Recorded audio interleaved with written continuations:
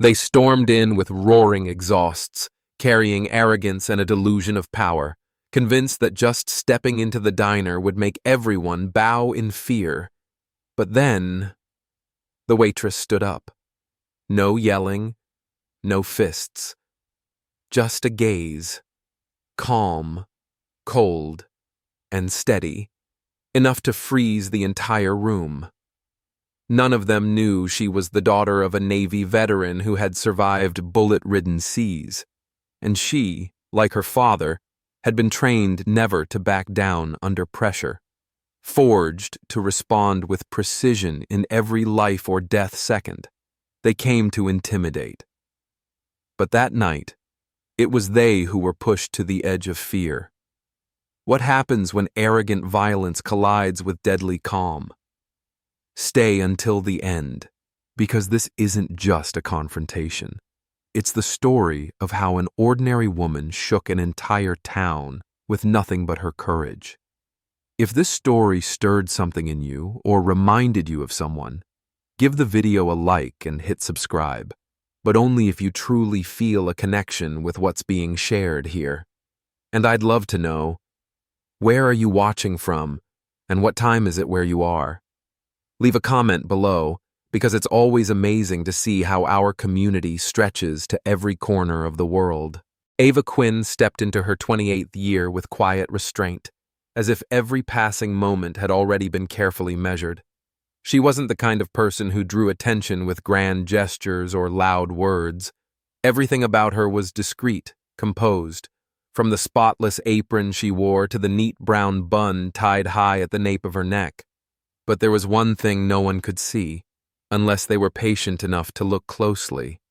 Ava's eyes, a grayish blue like the sea before a storm, held a silence laced with vigilance, something only learned by standing at the edge between life and death.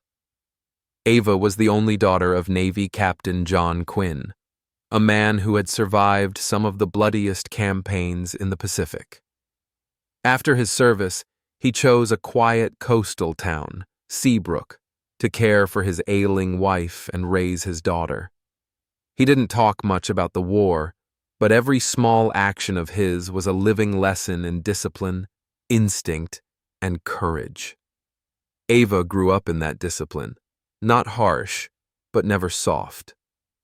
Each morning, while the town was still asleep, he trained her, how to stay balanced in uncertainty, how to move without a sound, and most importantly, how to master fear like a soldier. Many believed Ava worked at the Harborview Diner simply for money or for the comfort of routine. But the truth was, that diner was where her mother used to work every morning, before illness took her strength. For Ava, standing behind the counter wasn't just a job, it was the continuation of something sacred, a piece of her family she refused to let go of. That evening, the diner wasn't crowded, but it was warm and full. The air carried the scent of freshly brewed coffee and the sweet steam rising from apple pie. The doorbell chimed each time someone entered or left, creating a soft soundtrack behind the low hum of conversation and the gentle clink of spoons against glass. Ava stood behind the counter, one hand holding a glass and the other a soft towel. She wasn't really cleaning, just keeping busy. A habit her father once said was the best way to observe without drawing attention. The glass reflected a small Ava in a large space, but her gaze was anything but weak. She looked at her reflection, not to fix her appearance, but to confirm she was still composed. A special kind of calm, not born of apathy, but from having already imagined every possible scenario. It was invisible readiness, like a soldier boarding a ship, not expecting danger, but always aware it could arrive at any moment. The glass in her hand shimmered under the soft yellow light, and she set it down with a firm, deliberate gesture before picking up the next. Most of the patrons were regulars. Mr. Ray in his usual corner seat, the college girl from the bus stop who always ordered the same dish. Ava nodded at each one, her gaze gentle but never distracted. She never allowed herself to lose focus, not even for a second, because she knew, just as her father had taught her, peace was often only the prelude to something unnamed, something that could turn a room upside down in a single breath. Though the town outside was entering tourist season, the diner held its usual steady rhythm. But Ava felt something shifting, not the traffic outside, not the shadows by the windows, but something within. A quiet intuition, like an undercurrent beneath calm waters. Her hand slowed as she reached the third glass. She didn't know why, but her body, trained to detect signals, was speaking. A bell with no sound, tapping every nerve in her frame. She placed the glass on the rack, slid the towel gently from her hand, and drew in a deep breath. Nothing unusual, no one speaking. Yet her heartbeat had shifted, not racing, not erratic, just preparing for whatever might walk through that door. And just then, the bell above the door chimed again, that familiar sound, but this time it made Ava look up. Ava heard the low growl of exhaust from the parking lot while she was still standing by the glass rack. Her hands paused mid-motion. The sound was unmistakable, familiar to those who chose noise over reason to assert their presence. Heavy, deliberate footsteps approached the door, and then it burst open. The room changed instantly, as if an invisible hand had swept away all the warmth, leaving behind something cold and thick, like pressure in the air.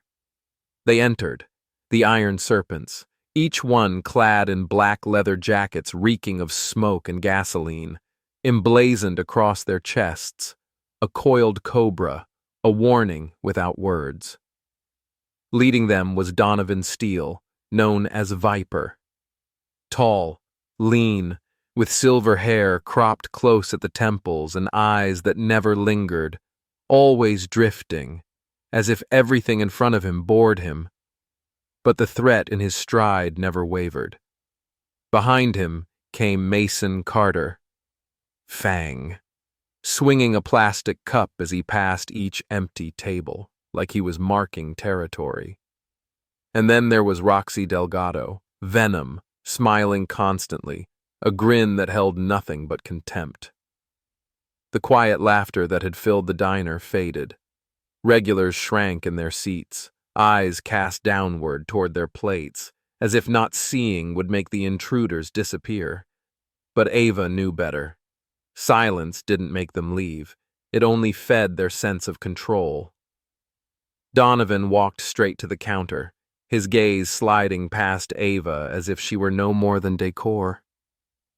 He didn't bark orders. Instead, he dropped into the swivel stool, tapping his fingers softly on the countertop, a gesture that seemed casual, but sent a clear message. I'm here to claim space. Mason didn't sit. He sauntered toward a booth where a young couple sat.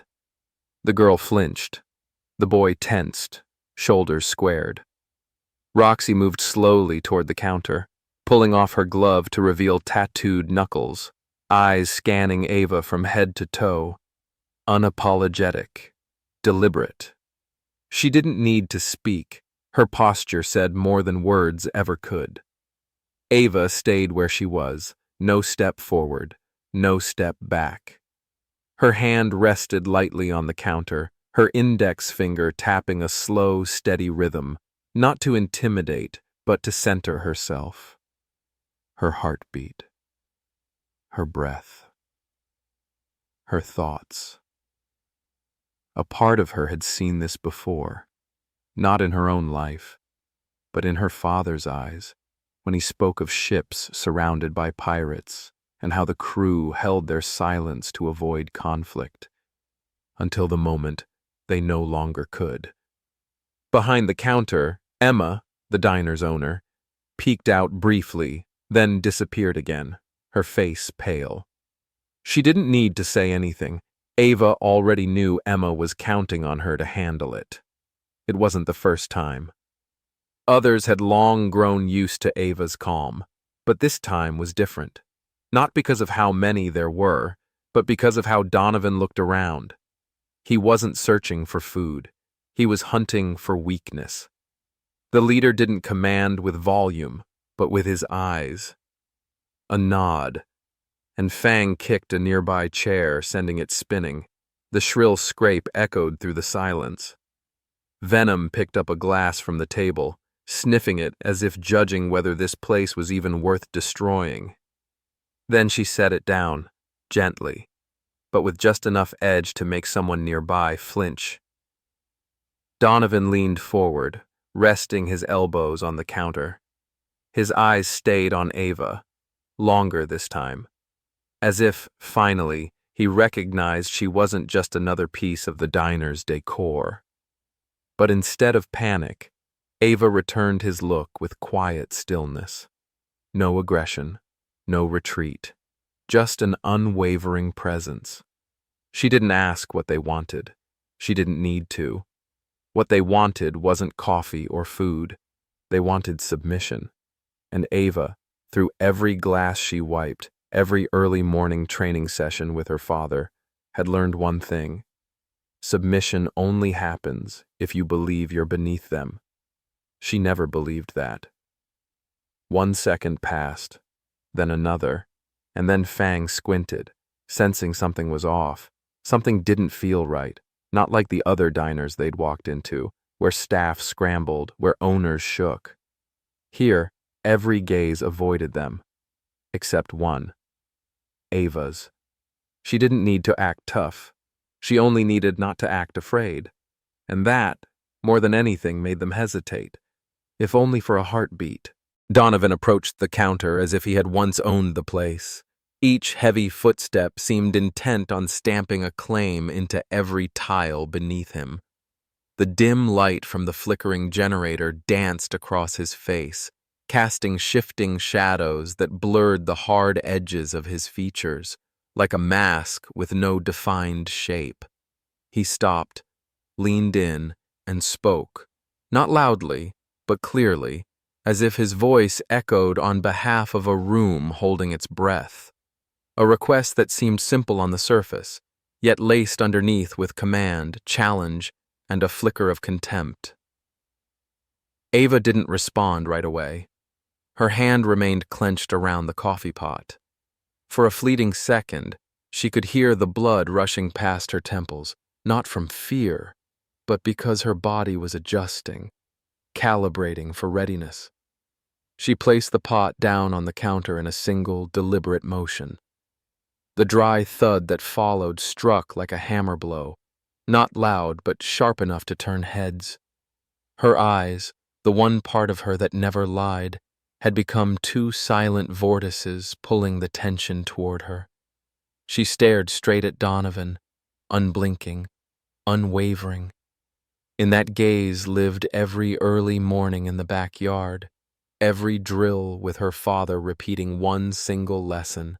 Hold your focus, hold your ground. No shouting was needed, no retaliation, just the steadiness to not be pushed out of your own center. Her reply came softly, softer than anyone expected, but no less sharp. It cut like a blade skimming the surface of still water, sending out ripples whose depth no one could measure. It wasn't a refusal, nor was it fear. It was simply a line, clear and unbreachable. For that brief moment, the room seemed to hold its breath.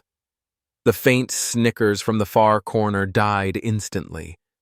Mason, who had been playing with a silver spoon, froze.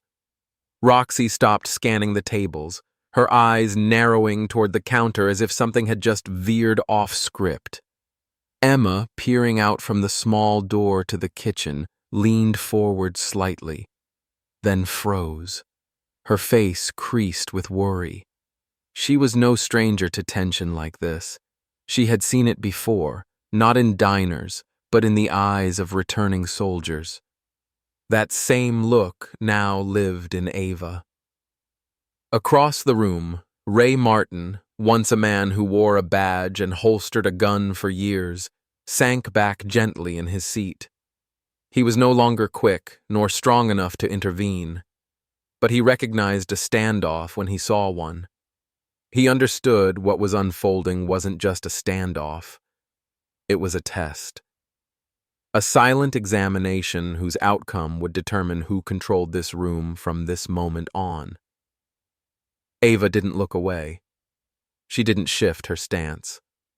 She remained still, like a small stone planted in the middle of a rushing current. Not defiant, but unyielding. Each heartbeat echoed in her mind, "Don't flinch, don't drift." This was no longer about whether to serve or not to serve. This was about the line between being dominated and holding your own sovereignty. Donovan said nothing for several seconds. He squinted, as if trying to read something in the young woman's face. Perhaps he had expected fear, a downward glance, or a hasty apology. But he saw nothing. Nothing but a strange, unsettling calm. And that gave him pause. The room remained silent, but it was no longer the silence of confusion. It was the silence of attention. Everyone in the diner, from the regulars to the newcomers, was now watching the counter. No one spoke, but their presence had formed an invisible firewall around Ava, though none of them quite knew they were doing it.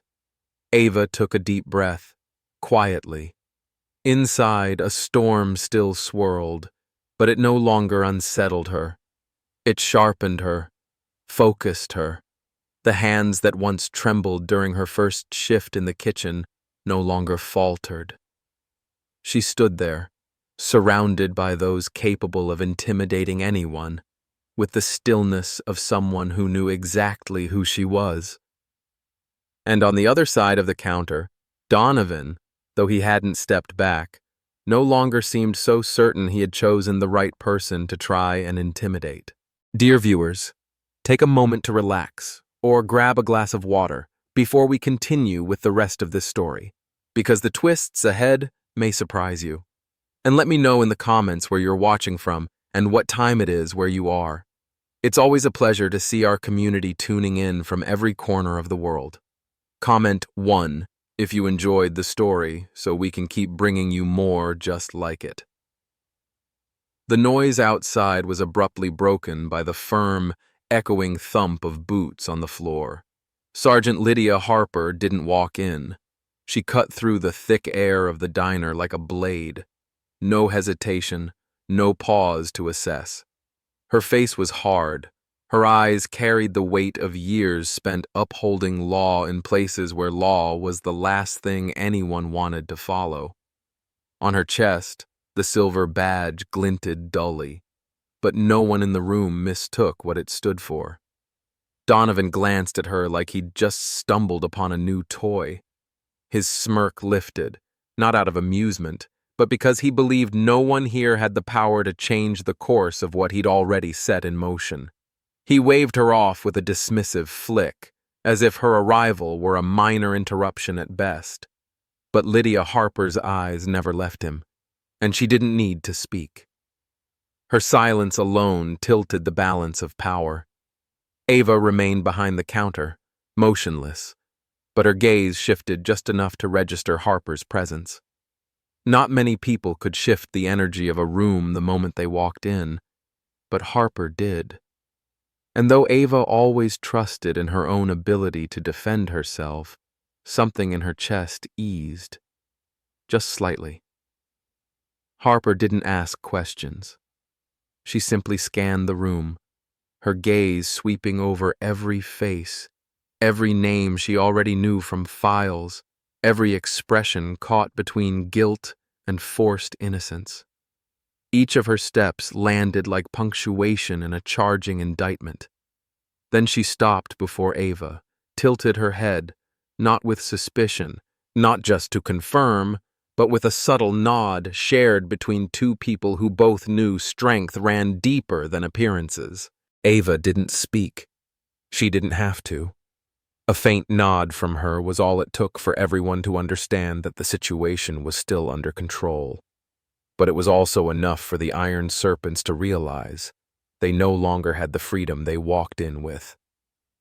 Donovan didn't retreat, but he paused. His grin remained, but it no longer touched his eyes. Men like him weren't used to being interrupted mid-performance. He glanced toward his crew, a quick flick of the eye that said more than words. Should they continue or pull back? Harper didn't draw a weapon. She didn't need to. Her very presence was the weapon. The way she stood, the way her weight rested with perfect precision, the way her gaze locked on those used to riding high and mocking all authority, all of it sent a single message. Today is not your day. The crew began to falter. Fang licked his lips, eyes darting as if searching for an exit. Roxy stopped smiling. Her mouth tightened, lips pressed closed. They weren't afraid. Not yet. But they were uncertain. The air felt dense, pulled taut between two opposing forces. One, the gang's reckless bravado. The other, the quiet dominance of a woman who faced down darkness daily. Donovan was the first to speak. His voice was softer now, though it still carried smugness. He tossed out a line as if words alone could dissolve the growing chill. But it didn't work. Harper's expression didn't shift. She didn't need to argue. Her silence was rebuttal enough. Ava watched in stillness, each passing second stretching like a standoff of its own. She wasn't scared, but she understood the fragility of the moment. One wrong move, and everything could explode. And yet, because of that, she also knew the value of calm. She didn't need to look strong. She only needed not to appear weak. Harper's presence was the anchor, but it was Ava's steadiness that kept the scale balanced. In the end, Donovan broke the silence. He nodded, not in concession, but like signaling the end of a performance left unfinished. A few backward steps didn't cost him pride. They only deepened his menace. As he turned to leave, the smirk returned. This time, the smile of someone who wouldn't forget being interrupted. Their heavy footsteps faded. The harsh growl of exhaust filled the air once more, sharp, angry, but no one in the diner mistook it for retreat. They weren't gone, just gone for now. And that, more than anything, made Ava clench her hands, palms damp with sweat but steady. She knew the worst hadn't happened yet. But thanks to the woman who entered and exited like a decisive winter wind, she'd been given more time. And sometimes, time is all you need to prepare for what's coming. After the door slammed shut behind Donovan and his crew, Ava didn't allow herself to exhale. The feeling of relief passed through her like a thin wisp of steam and vanished. She knew this wasn't the end. They would come back, and next time, they wouldn't be there just to intimidate. She checked each lock on the glass doors, then turned behind the counter and opened the small drawer where she kept the spare keys. Her hands trembled slightly, but her eyes remained clear. She knew exactly what needed to be done. Not tomorrow. Now. The windows were reinforced with steel bolts, hastily purchased. She tightened each screw by hand, sealed every gap, and taped reflective foil along the edges as a precaution. Beneath the counter, she installed motion-activated lights. Every movement would trigger them. The once shadowed corners of the diner, where only supply boxes used to sit, were now lit with sharp, focused beams. When everything was in place, Ava drove to the edge of town, to the home of someone she trusted, Hank Dalton, the former sheriff of Seabrook and the last living friend of her father still in this place. Hank wasn't surprised to see her. He looked into her eyes and understood. No explanation needed. In the storage shed behind his house, once used for records, now packed with toolboxes and self-defense gear, Hank handed her a small, lightweight bag. Inside, a can of pepper spray, a folding knife, zip ties, and an ultra-bright flashlight.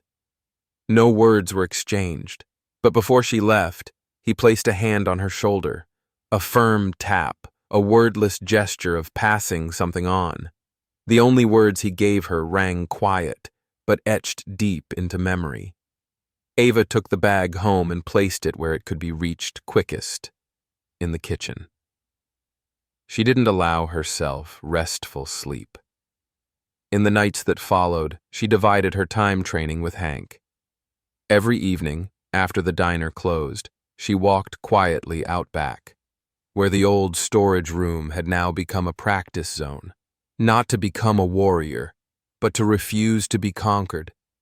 Hank trained her in simple, practical moves: how to control her breath when cornered, how to break a wrist grip, how to step back 3 paces fast to create space and counter.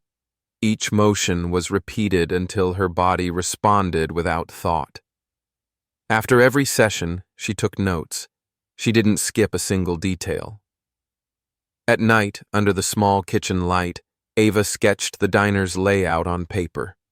Every door, every corner, every object's location. She calculated the flow of her own steps should she ever need to defend herself in such tight space. She marked blind spots, places the light wouldn't reach. She noted areas that could catch an attacker off guard. The flashlight was placed beside the coffee cabinet, the pepper spray clipped behind her apron. Every item had a position, not to threaten, but to be ready. Everything her father once taught her. That preparation isn't about winning, but about not being caught off guard. Now came alive, word by word. At night, while the town slept, Ava sat at the kitchen table, eyes fixed on the updated map, like a chessboard waiting for the first move. She knew the worst wasn't violence. It was passivity. Each day, Ava walked into the diner not just to serve. Every step had been rehearsed. Every movement had intent. She wiped down the counter, but her eyes watched. She poured coffee, but her ears listened. Every sense stayed alert, not out of fear, but because she'd learned how to live side by side with readiness. Fear no longer ruled her like it once did. It was still there, but it no longer controlled her. It became background, highlighting something else: control. Ava didn't know when Donovan would return, but she knew that when he did, she would no longer be the girl who only stood behind the counter and endured. She would be the one moving the pieces on the board. 1 week later, just as Seabrook was beginning to slip back into its fragile illusion of peace, that silence was torn apart. There was no warning, no signal, just that familiar sound, the roar of exhaust slamming into the chest of everyone who heard it, sharp and defiant. The iron serpents were back. This time, they didn't come empty-handed. In their grasp were reeking tires and black spray cans. Across the diner's front windows, they scrawled a jagged, unmistakable message: "Payback for arrogance." It wasn't a warning. It was a declaration of war. As the door burst open, the air inside shifted instantly. But this time, there was no panicked silence, no eyes darting away, no trembling shoulders. Ava had turned this place into a silent fortress. Everything was arranged. Every small detail had a purpose. The moment their boots hit the tile floor, a flood of blinding light burst from every direction. High-powered flashlights, cleverly mounted behind columns, beamed directly into their faces. They froze. Some raised their hands instinctively to shield their eyes. Roxy Delgado was the first to lose balance. She staggered, then fell, curses flying from her mouth as her hands clawed blindly for something familiar, and found nothing. Ava stepped out from behind the counter. Not in a rush, not tense. In her hand was a small can of pepper spray, but the way she held it, firm and precise, turned it into a weapon of certainty. Her face was expressionless. No anger, no fear, just a terrifying calm. When she spoke, her voice wasn't loud, but it cut through the room, clear and cold enough to still the air itself. She didn't need to say much. Her words were enough to end it all. Not a threat, a choice. And the way she delivered it made everyone believe, make the wrong one, and consequences would strike immediately. Donovan didn't move for several seconds. His eyes no longer carried the arrogance from before. Beneath the thick leather jacket, his shoulders twitched, just slightly, the mark of hesitation. But he refused to admit it. He clung to the image of someone untouched by fear. His voice came out low and gravelly, a promise, soaked in hatred. Ava didn't blink. She didn't need to reply. Everything had already been said, through her preparation, her presence, the way she stood her ground without shifting an inch. Donovan lunged. No warning, no shout, just a sudden, violent motion, throwing everything he had into brute force. But Ava had pictured this moment 100 times. She sidestepped at the exact second, twisted her waist, and with her free hand used his own momentum against him, spinning him backward in a clean, practiced motion. In a flash, Donovan's arm was pinned against the counter, his cheek slammed into the wood with a sickening, dry crack. He screamed, not from pain, but from shock and humiliation. A water bottle toppled from the counter and shattered against the tile floor, its sharp crash ringing like the final note of something long overdue. The rest of the gang stood frozen. No one moved forward.